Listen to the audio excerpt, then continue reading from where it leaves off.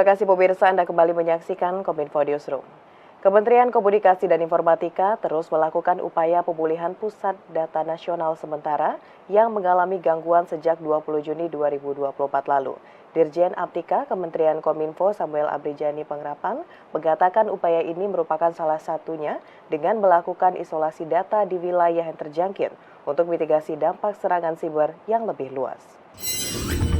Kementerian Komunikasi dan Informatika terus berupaya melakukan pemulihan pusat data nasional sementara yang mengalami gangguan dan berimbas ke sejumlah layanan publik di Indonesia. Direktur Jenderal Aplikasi Informatika Kemenkominfo Samuel Abrijani Pangrapan dalam konferensi pers update pusat data nasional sementara pada Kamis 24 Juni 2024 di Jakarta mengatakan, saat ini Kemenkominfo telah melakukan isolasi data di wilayah yang terjangkit sebagai langkah penanganan serangan cyber untuk mitigasi dampak serangan yang lebih luas.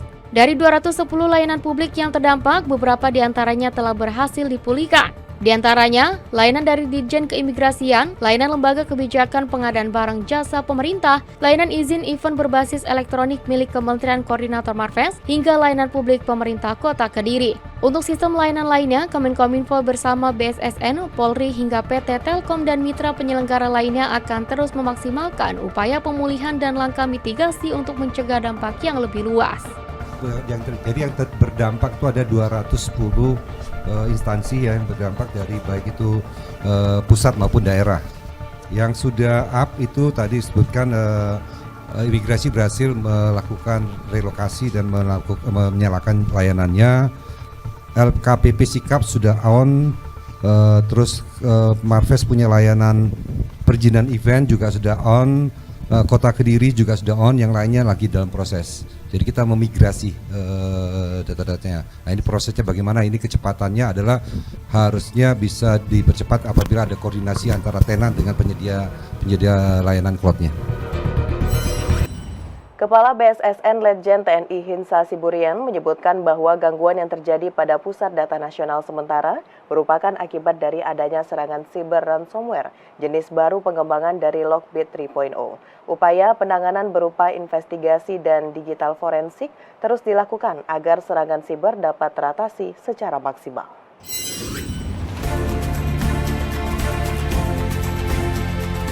Pemerintah menyebutkan gangguan yang terjadi pada Pusat Data Nasional sementara yang menyebabkan terganggunya berbagai layanan masyarakat sejak 20 Juni 2024 adalah akibat dari adanya serangan cyber ransomware jenis baru bernama Brainchipper pengembangan dari Lockbit 3.0. Kepala BSSN Letjen TNI Hinsa Siburian dalam konferensi pers update Pusat Data Nasional sementara pada Kamis 24 Juni 2024 di Jakarta mengatakan, langkah penanganan berupa investigasi dan digital forensik terus dilakukan dengan upaya maksimal agar serangan cyber dapat diatasi. Melalui koordinasi lintas lembaga antar Kementerian Kominfo, BSSN, Cybercrime Polri, dan Telkom Sigma, saat ini terus menelusuri serangan cyber tersebut untuk mempercepat penanganan layanan publik secara optimal. Kami sampaikan bahwa insiden pusat data sementara ini adalah serangan siber dalam bentuk ransomware dengan nama Brainchipper ransomware. Ransomware ini adalah pengembangan terbaru dari ransomware Lockbit 3.0. Jadi memang ransomware ini kan dikembangkan terus. Jadi ini adalah yang terbaru yang setelah kita lihat dari sampel yang sudah dilakukan sementara oleh forensik dari BSSN, tentu ini perlu kita ketahui supaya bisa mengantisipasi di tempat kejadian yang lain, dan ini segera kita sampaikan juga kepada instansi ataupun teman-teman yang lain, dan sekaligus sebagai lesson learned untuk kita untuk memitigasi kemungkinan bisa terjadi. Pemirsa, Menteri Koordinator Bidang Perekonomian Airlangga Hartarto menyebutkan saat ini fundamental ekonomi Indonesia berada pada kondisi yang aman. Hal itu disampaikan Menteri Airlangga pada saat konferensi pers kondisi fundamental ekonomi terkini dan RAPBN 2025 di Jakarta. Fundamental makroekonomi Indonesia berada pada kondisi yang aman, lantaran hampir seluruh indikator berada pada posisi hijau atau daerah yang aman. Hal tersebut disampaikan Menteri Koordinator Bidang Perekonomian Airlangga Hartarto saat konferensi pers kondisi fundamental ekonomi terkini dan RAPBN 2025 di Jakarta pada Senin 24 Juni 2024. Menteri Erlangga menjelaskan dari segi neraca transaksi berjalan atau current account, Indonesia relatif terjaga dalam presentasi terhadap GDP minus 0,64 dibandingkan negara lain seperti India dan Cina. Sementara itu, dari jumlah total utang atau debt, foreign reserve dan vulnerability index, Indonesia masih di jalur hijau dan relatif baik. Jadi negara-negara seperti Indonesia itu relatif lebih baik dari negara ASEAN lain kecuali Thailand. Kemudian dengan rating yang relatif baik, dengan kita punya inflation juga relatif baik dibandingkan yang lain.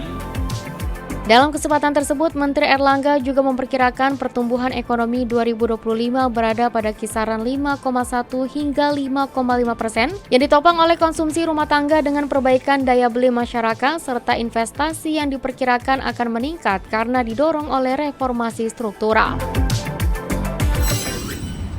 Beralih ke informasi lainnya, Badan Pangan Nasional menghadirkan mobil laboratorium keliling untuk menguji kelayakan konsumsi berbagai komoditas yang dijual di pasar-pasar tradisional. Di Jawa Timur, mobil ini telah beroperasi sejak setahun terakhir dengan rutin mengunjungi setiap pasar tradisional seminggu sekali.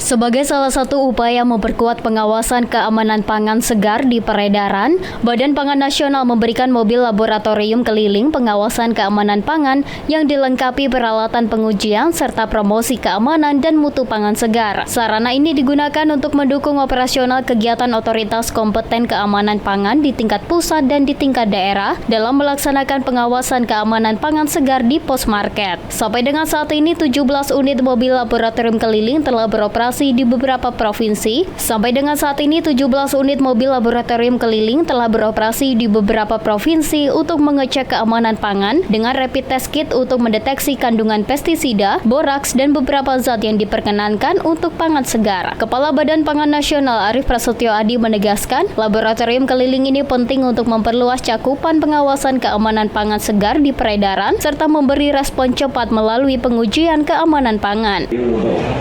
Mobil lab keamanan pangan, dan itu memang keliling secara random mencek beberapa komoditas yang memang biasanya untuk pangan segar itu nggak kecek gitu ya. Tapi kali ini memang kita menyadari bahwa harus melakukan selain food security adalah food safety.